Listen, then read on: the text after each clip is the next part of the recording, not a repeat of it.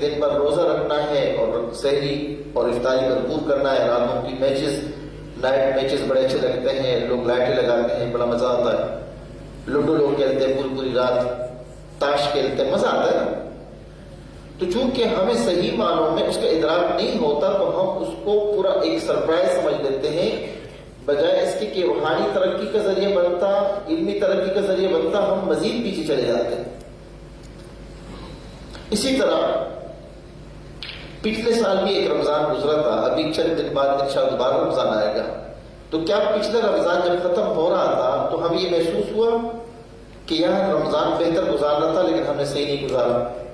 آخری دن میں احساس پیدا ہوا تھا کیا جیسا اس کا حق تھا ایسا ادا؟ تو اگر ہم صحیح پلاننگ نہیں کریں گے تو یہ رمضان بھی ایسے ہی رسمت نکل جائے گا جس طرح زندگی کی 40 رمضانیں گزرے ہیں، 43 رمضانیں گزرے ہیں، 20 رمضانیں گزرے ہیں. رمضان کی یہ جو فریم ورک ہے کہ جب ہمیں یہ بات معلوم ہو گئی کہ رمضان بہت قیمتی سرمایہ ہے، بہت قیمتی لمحہ ہے اپنے آپ کو اللہ کی طرف جوڑنے کا، تو اس کو ختم کرنے کے لیے اب ہمیں ایک فریم ورک کی ضرورت پیش آئے گی کہ اس فریم ورک کے تحت ہم اللہ کی طرف چلے جائیں. یہ 4 دائروں میں ہم نے کام کرنا ہے. پہلا دائرہ ہے ذات، دوسرا دائرہ ہے خاندان، تیسرا دائرہ ہے امتی اور چوتھا دائرہ ہے کاروبار. قرآن کا یہ اسلوب ہے، قرآن پہلے کہتے ہیں قو انفسکم واہلیکم نارا، سب سے پہلے اپنی ذات پر کام کرو کیونکہ اس میں کسی اور کی رکاوٹ نہیں ہوتی. پھر اس کے بعد اللہ فرماتے ہیں کہ اپنے گھر والوں پہ کام کرو. قرآن کہتا ہے انذر عشیرتک الاقربین، جو قریب کے لوگ ہیں ان پہ کام کرو. پھر چونکہ یہ امت خیر الامم ہے، کنتم خیر امت اخرجت للناس، تو اس لیے امتی پر ہم نے کام کرنا ہوگا کہ امتی کا مطلب کیا ہے. صرف دین کا کام کرنے کا نام امت ہے یا خدمت کرنا بھی امتی کے رول میں داخل ہے؟ یہ غلط فہمی کیا ہے، اس پہ بات ہوگی. اور چوتھی چیز ذریعہ معاش اور کاروبار. ہمارے ہاں بدقسمتی یہ ہوتی ہے کہ ہماری ساری دینداری ہمارے کاموں کے اوقات میں ہمیں یاد آتی ہے اور ہم اس کو حرام بھی نہیں سمجھتے. ہم سمجھتے بھائی اگر میں نوکری پہ ہوں تلاوت کر لوں تو کون سا گناہ کرتا ہوں؟ بھائی آپ کو اجازت ملی ہے یا نہیں ملی ہے؟ تو وہ ذریعہ معاش جس سے آپ کی وابستگی ہے، کیا اس میں ہم ڈنڈی مارتے ہیں یا نہیں مارتے ہیں؟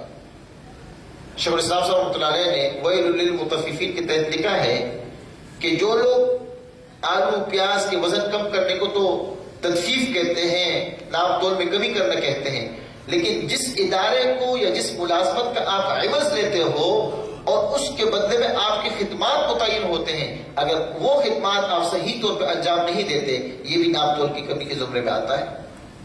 تو ہم اس کا جائزہ لے لیں کہ کیا ہم پر جو ذمہ داری عائد ہوتی ہے، جس کا ہم معاوضہ لیتے ہیں، کیا اس کی ادائیگی کرتے ہیں یا نہیں کرتے ہیں. یہاں پہ مثلا میں انشاءاللہ اب اس تمہید پہ جو ہے پہلے اس پہ جو طاہر بات رکھیں گے یا وقفہ کر لیں پھر بات رکھ لیں آپ. طاہر بھائی ہاں تو آ جائیں. تو انشاءاللہ ابھی جو ہے ذات پہ کیسے کام کریں گے، امتی پہ کیسے کام ہوگا انشاءاللہ العزیز اب آپ لوگ کے سامنے فریم ورک آ جائے گا. 10 منٹ بات کرتے ہیں انشاءاللہ، پھر وقفہ کریں گے، پھر اس کے بعد اس بات کو جاری رکھیں گے. اور ہمارے پاس موقع ایک ہی مہینے کا ہے بھائی، اسی ایک مہینے کے اندر کام ہونا ہے، اسی کی فکر کے لیے ہم جڑے ہیں. اور اللہ کا بھی فضل ہے، یہ نہیں کہ پہلا عشرے میں ہم بیٹھے ہوئے یار اب تو رمضان شروع ہو گیا. ابھی بھی ہمارے پاس الحمدللہ آج کیا دن ہے، اتوار کا ہے، اگلی اتوار تک پیر تک کا وقت ہے ہمارے پاس، تقریباً یہ 8-9 دن بنتے. اللہ کرے کہ میرا آپ کا یہاں بیٹھنا اور یہاں سے نکلنا نافع بن جائے. میں اور آپ ایک دعا پڑھتے بھی تھے اور اب ہم لوگوں کو سکھاتے ہیں، اللہم انی اسألک علما. علما کیا مطلب؟ نفع والا علم. اس کا مطلب ہے کہ نفع والا علم خدا نہ خاصہ نہ ملا تو کچھ اور بھی علم ہو سکتا. روحانی صحت نماز سے بہتر ہو رہی ہے. روحانی صحت کے اندر قرآن کی بات آ گئی، روحانی صحت کے اندر ذکر کی بات آ گئی، صدقے کی بات آ گئی، لایانی سے اجتناب. لایانی سے اجتناب ہوگا تو روحانی صحت صحیح حاصل ہوگی، اور وہ اس کے اندر ذیل میں ہم بات کرتے ہیں بری عادات کو ترک کرنا، اور آخری چیز ہے سنت اپنانا.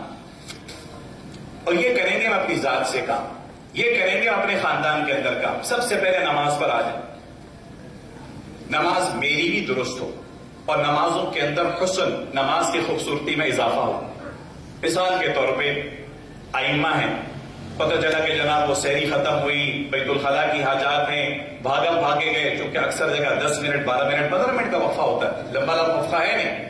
خدا نہ خواستہ ایسا نہ ہو کہ عوام پہ محنت کے چکر میں فجر کی 2 سنتیں کی چلی گئی. نماز، تہجد، قیام اللیل، نماز، تراویح پڑھانی ہے. پتہ چلا بہت سے ہمارے ایسے حضرات بھی ہوں گے ماشاءاللہ اہل علم جو تراویح پڑھ رہے ہیں، پڑھا نہیں رہے. رات کی تہجد میں اللہ کے سامنے کھڑا ہونا. مثال کے طور پہ عصر کی 4 سنتوں کے بارے میں کیا روایت میں آتا ہے کہ اللہ اس شخص پر رحم فرمائے، ایسی الفاظ ہے نا کچھ، کیا ہے عصر کی 4 سنتوں کے بارے میں بتائیں؟ کہ اللہ اس شخص پر رحم فرمائے جو عصر، غالباً مفہوم کچھ اس انداز ہے، اللہ کمی بیشی معاف فرمائے، جو عصر سے پہلے 4 رکعتیں یعنی 4 رکعتیں وہ ادا کرنے کی ہے نہیں. رمضان میں اگر عادت نہیں پڑی تو غیر رمضان میں اس چیز کی عادت نہیں پڑے گی. رمضان میں اگر میں اور آپ تہجد میں، سحری میں اگر اس موبائل سے دور رہے انشاءاللہ، تو اگر عادت پڑ گئی 2 4 6 8 رکعتیں پڑھنے کی، مانگنے کی، اور نماز کو تھوڑا طویل کرنے کی، صلاۃ التسبیح صرف بتانے کی نہیں ہے نا عوام کو، وہ تو خود بھی پڑھنے کی ہے نا. کیا خیال ہے حضرات؟ عوام آتی ہے نا تو وہ 4 سنت عصر سے پہلے پڑھ رہی ہے، ظہر کی 12 رکعتیں، وہ اللہ کرے کہ ہم بھی پڑھ لیں انشاءاللہ. تو میری نماز کس طرح سے خوبصورت ہو، اور پھر جس طریقے سے تم سے نے بتایا، دیکھو ساری زندگی گزر جاتی، 50 سال گزر گئے، 60 سال گزر گئے، پہلی صف کے اندر نمازی ہے، بوڑھا ہو گیا، 70 سال تک پہنچ گیا، سورۃ الفاتحہ کے اس کے الفاظ ہی ٹھیک نہیں ہیں، اسے سورۃ الفاتحہ کا مفہوم ہی پتہ نہیں چلا. ہم نے یہ مسئلہ تو سمجھا، پڑھا کہ جناب ہم نے فرائض کے اندر تو یعنی سمجھنے کے بس مختصر سے فرض پڑھانے ہیں نا، اور اس کے اندر جو نماز کی دعا وہ تو سنت نفل میں، تو سنت نفل میں کون پڑھے گا؟ نہ وہ امام پڑھ رہا ہے، نہ وہ مقتدی کو ہم نے کبھی سکھائے. 2 سجدوں کے درمیانی حالت کی دعا ہے یا نہیں؟ فرائض میں تو چونکہ ہم نے پڑھانی نہیں، مختصر نماز پڑھانی ہے نا، تو وہ آپ لوگوں کو کب سکھائیں گے؟ سمع اللہ لمن حمدہ ربنا لک الحمد. اس کے بعد یار کچھ الفاظ ایسے ہیں کبھی اگر خود پڑھ لیں تو لوگوں کو یہ سکھائیں، حمدن کثیرا طیبا مبارکا فی. 2 سجدوں کی درمیانی حالت جلسہ کی، اس میں اللہ کے رسول دعائیں مانگ رہے ہیں صلی اللہ علیہ وسلم، اللہم اغفر لی وارحمنی واہدنی، اللہم اغفر لی وارحمنی واہدنی وعافنی وارزقنی. کہیں وجبرنی کا الفاظ ہے، کہیں وسترنی کا الفاظ ہے. اب وہ 5-6 دعائیں، کاش کہ رمضان کے اندر میری نماز اتنی خوبصورت ہو جائے کہ اس میں لوگوں کو پتہ چلے کہ رب اجعلنی مقیم الصلاۃ کے علاوہ بھی دعائیں پڑھنی ہوتی ہیں. رب اجعلنی کا مطلب لوگوں کو بتا دیا جائے.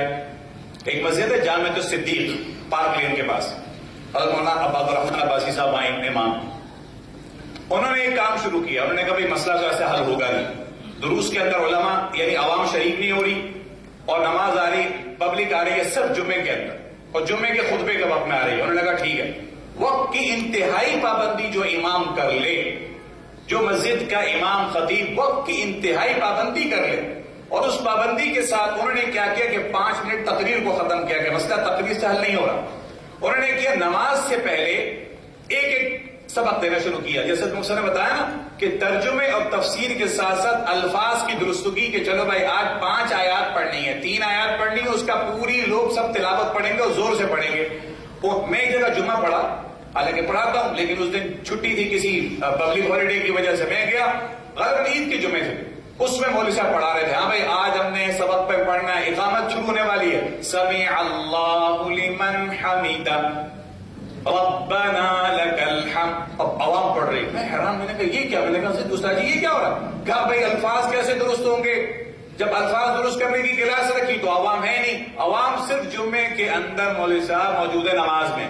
یہ موقع ہے میرے پاس, بڑے بڑے لیکچرز اور بڑی بڑی یہ ظلمانی حجابات نکلیں گے انشاءاللہ. نماز میری اہلیہ کی, میرے بچوں کی اور میرے عوام کی, میں انشاءاللہ امید کرتا ہوں کہ ہماری سب کی نماز انشاءاللہ اچھی ہوگی. دوہرا ہے بھائی, اللہ کے رسول صلی اللہ علیہ وسلم کتنی نماز سے زور دے رہے. اگر ان 30 دنوں کے اندر کم از کم کوشش کر دی جائے, میں یہ نہیں کرا کہ پوری نماز آپ کور کرا لیں, ان 30 دنوں میں اگر ہم ایک بنیاد رکھ لیں, کیا خیال ہے, بنیاد رکھ لیں اور اس کے بعد کوئی نہ کوئی کریٹو سولوشن سوچ لیں کہ یار اگلے رمضان تک میرا ہر نمازی کے نماز کے الفاظ ٹھیک ہوں گے. میں لمبے چوڑے تجوید کے لمبے قاعدوں میں نہیں جاؤں گا, لیکن اسے بتاؤں گا الحمدللہ رب العالمین, الفاظ درست ہوں گے. وغیر المغضوب علیہم ولا الضالین نہیں پڑھے گا.